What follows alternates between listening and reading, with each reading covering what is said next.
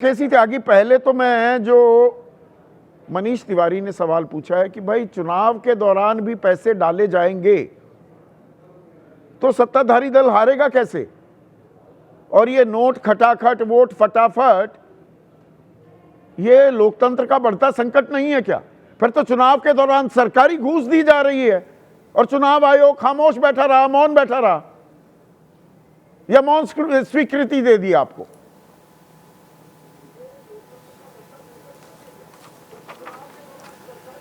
संदीप जी, आशा है कि जैसे मैंने आपका संबोधन बगैर इंटरप्शन के सुना है, 2-3 मिनट का मुझे समय दीजिए। 3 मांगे उन्होंने रखी हैं और मैं जेपी मूवमेंट में बना था बीएम तारकुंडे कमेटी, जिसकी रिकमेंडेशंस आई थी। बाद में गोस्वामी कमेटी बनी जिसकी रिकमेंडेशंस आई थी, और एक इंदिरा आयोग बना था विधि आयोग का, उसकी रिपोर्ट आई थी। मैं चाहता हूं कि पक्ष और प्रतिपक्ष दोनों मिलकर उसको प्रस्ताव पास कर दें कि हाँ, चुनाव आचार संहिता इस तरह से होंगी। मुझे कोई दिक्कत नहीं है। दिक्कत मुझे कांग्रेस पार्टी की भाषा पर है। और सुरेंद्र जी, बिल्कुल नाराज मत होइएगा, मैं आपसे बहुत नम्र निवेदन करना चाहता हूँ कि वोट चोरी नहीं हुई है। माफ़ करना, आपका जनाधार चोरी हो गया है। वरना मुलायम सिंह जी की पार्टी, मायावती जी की पार्टी सत्ता में कैसे आ जाती हैं और आप कैसे नहीं आ पाती। और मैं कुछ चीज़ें सुनाऊंगा। मैं ये नौजवान साथी मेरे मिस्टर काका हैं और मैं उस समय मुलायम सिंह जी के साथ था। मैं इन्हीं से हाँ भी भरमाना चाहता हूँ, क्या 1980 के चुनाव में जसवंत नगर में जब बलराम सिंह जीते थे तो क्या पैसे का बूथ कैप्चरिंग नहीं हुई थी? ये मने करे कि नहीं हुई थी? 1972 में पश्चिमी बंगाल में देश का सबसे बड़ा लोकप्रिय नेता ज्योति बसु 1972 में चुनाव छोड़ के भाग गया, विड्रॉ कर लिया। सिद्धार्थ शंकर रे ने बड़ा बाजार में सारे बूथों पर कब्जा कर लिया।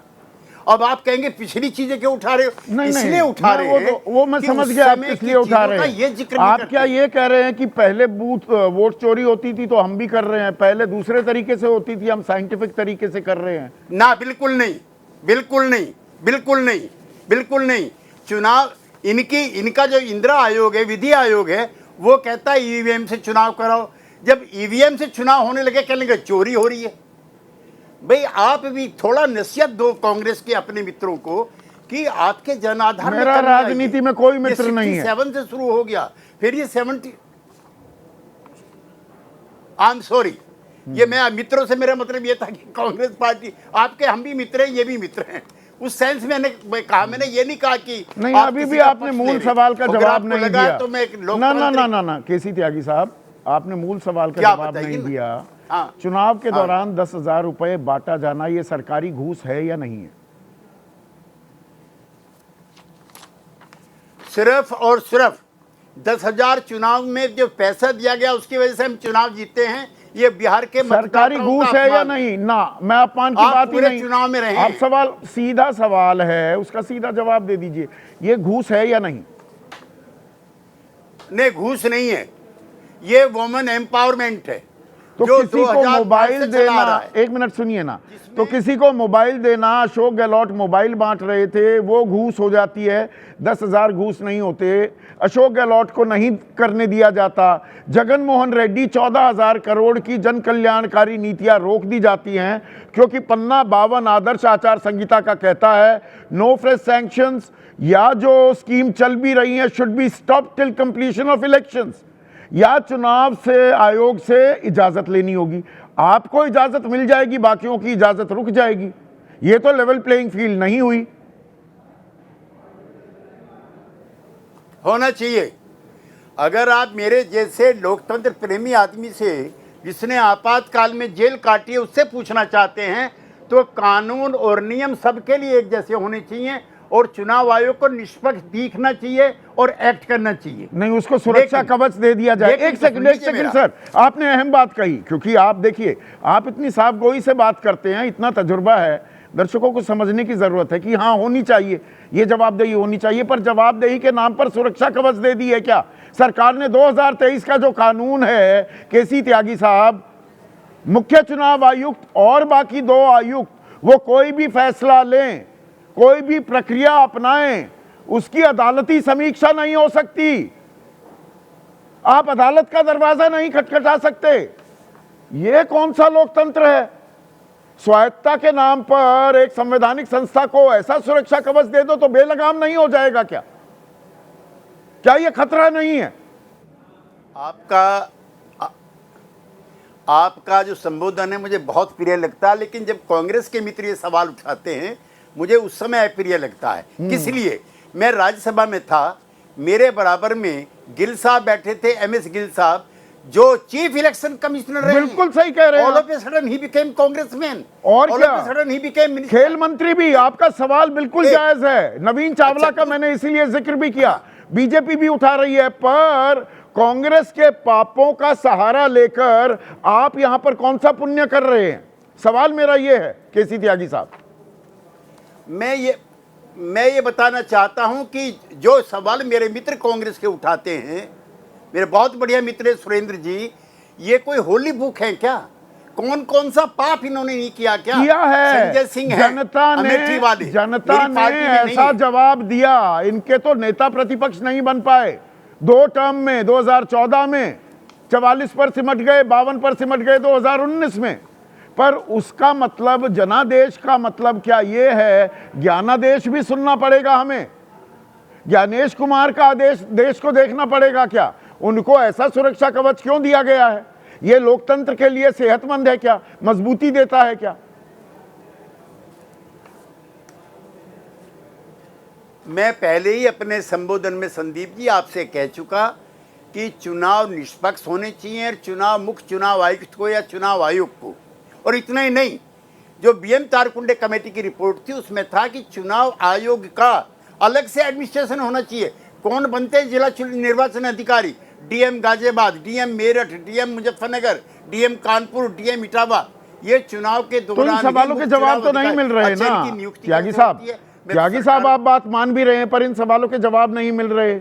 अब सरकार ही तय करेगी। चलिए, पहले तैयार कर रही थी, आपने एक प्रक्रिया में बदलाव करके बात तो वही हुई, कान ऐसे पकड़ लो या ऐसे पकड़ लो। पहले कांग्रेस तय करती थी, अब आप तय कर रहे हैं। ऊपर से एक सुरक्षा कवच भी दे दिया। अब ये सवाल कि भाई ये गहन पुनरीक्षण विशेष इसमें जुड़ गया, जो इसकी जरूरत क्या थी? गहन पुनरीक्षण तो हर साल होता है। ये क्यों किया और बिहार में ही क्यों किया? इसका जवाब देने को तैयार नहीं। आयोगों की ये चुनाव आयोग और मुख्य चुनाव आयुक्त इसका जवाब देने को तैयार नहीं। जवाब कैसे ले सर? जवाब नहीं देना होगा क्या चुनाव आयोग को? ये मैं तीनों आयोगों की रिपोर्ट में लिखा है, गोस्वामी में, BM तारकुंडे में, विधि आयोग में, कि चुनाव प्रक्रिया में जो आप कह रहे हैं, ECI का जो मृत हैं, जो जगह छोड़ गए हैं, जो नए मतदाता हैं, उसके लिए हर साल पुनर्निरीक्षण कीजिए। सुप्रीम कोर्ट की अवहेलना नहीं होगी। बिल्कुल सही। तो विशेष गहन पुनरीक्षण की बिहार में 6 जनवरी को तो गहन पुनरीक्षण पूरा हो गया था ना सर? नवंबर से चला था 2024, 2025 6 जनवरी को खत्म हुआ। फिर से जून में ऐलान करने की क्या नौबत आ गई? क्या जरूरत आ गई? ये पता तो होना चाहिए ना देश को। ये भी पता होना चाहिए देश को कि RJD के जो प्रदेश अध्यक्ष है मंगनीलाल मंडल, उन्होंने बयान दिया कि हम कांग्रेस पार्टी की निष्क्रियता और कांग्रेस पार्टी की सुप्त अवस्था की वजह से चुनाव हारे। बड़ा गलती की हम लोगों ने चुनाव में। यहाँ पर देश के लोकतांत्रिक ढांचे का सवाल है। कांग्रेस अपना भट्टा बैठाने के लिए तैयार है तो मुझे कोई फर्क नहीं पड़ता, उसका भट्टा बैठे। पर यहाँ लोकतंत्र का मैं बड़ा सवाल यहाँ पूछ रहा हूँ। मैं नहीं चाहता मैं नहीं चाहता। नहीं, आप चाहें या ना चाहें, मुझे फर्क नहीं पड़ता। एक मजबूत विपक्ष नहीं, मुझे फर्क पड़ता है। एज ए डेमोक्रेट मुझे फर्क पड़ता है। मैं चाहता हूं कांग्रेस पार्टी मजबूत पार्टी के रूप में उभरे और इफेक्टिव तरीके से अपने रोल का बहुत अच्छी बात, आप ही की बात को रखता हूं, आप ही की बात को आगे रखते हुए कि विपक्ष मजबूत होना चाहिए लोकतंत्र की मजबूती के लिए। तो पहले जो सुप्रीम कोर्ट ने कहा, हालांकि वो बाइंडिंग नहीं था क्योंकि उस वक्त तक कोई कानून ही नहीं था, कि प्रधानमंत्री, नेता प्रतिपक्ष और मुख्य न्यायाधीश तय करें मुख्य चुनाव आयुक्त कौन बनेगा। उसको बदलने की जरूरत क्या थी? अब दो मंत्री मतलब प्रधानमंत्री और एक कैबिनेट मंत्री, एक नेता प्रतिपक्ष, जरूरत क्या है? नेता प्रतिपक्ष क्या करेगा? जो सरकार चाहेगी वही होगा। तो फिर सीबीआई प्रमुख में सीजीआई की जरूरत क्या है उस पैनल में? या लोकपाल के लिए सीजीआई उस पैनल में क्यों शामिल हैं, पर मुख्य चुनाव आयुक्त के लिए क्यों नहीं है? आप खुद कर रहे हैं, विपक्ष को कमजोर कह रहे हैं। विपक्ष मजबूत होना चाहिए सर। हम तो जेल से लिकट करके सरकार बनाए हैं संदीप बाबू। सारा अपोजिशन जेल में था 77 में, और इंदिरा गांधी भी हार गई, 85 की 50 सीटें हार गई। जन समर्थन होना चाहिए।